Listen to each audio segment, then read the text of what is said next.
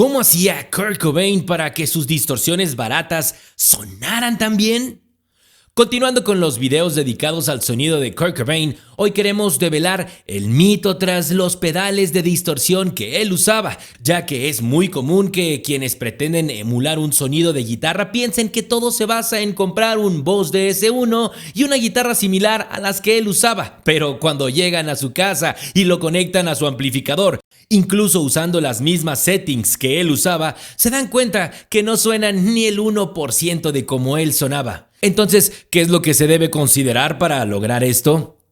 Lograr un sonido orgánico exacto al de tu artista es prácticamente imposible, a no ser que tengas exactamente el mismo equipo que esa persona, y cuando digo exactamente, me refiero incluso a cosas mínimas como un simple cable que une los pedales y que podría marcar una diferencia notable. Adicionalmente, se debe considerar que tras un artista hay técnicos tanto para presentaciones en vivo como para grabaciones y que en gran parte son los responsables de lograr el sonido insignia de cada artista. Entonces, refiriéndonos específicamente a los pedales de distorsión que usaba Cobain, ¿qué es lo que hacía que él sonara tan fuerte usando un pedal tan barato como el Boss DS1? Considerando que este pedal ha generado opiniones muy divididas entre gente que lo ama y gente que por completo piensa que es una basura, asimismo existen rumores en internet que Ernie Bailey, el técnico de guitarra de Nirvana, modificaba los pedales de Kurt para darles más fuerza. Pero esto no es cierto, ya que Cobain usaba pedales con la circuitería de fábrica sin ninguna modificación, pero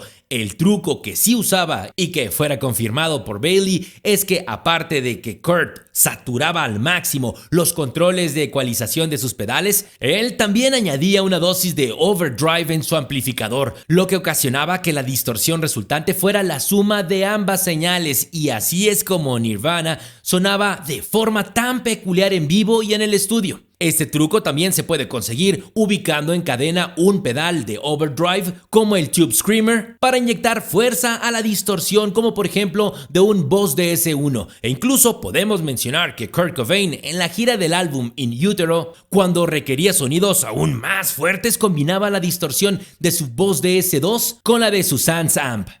Cualquier inquietud o duda, escriban sus comentarios y no olviden dar like a este video y compartirlo. Gracias.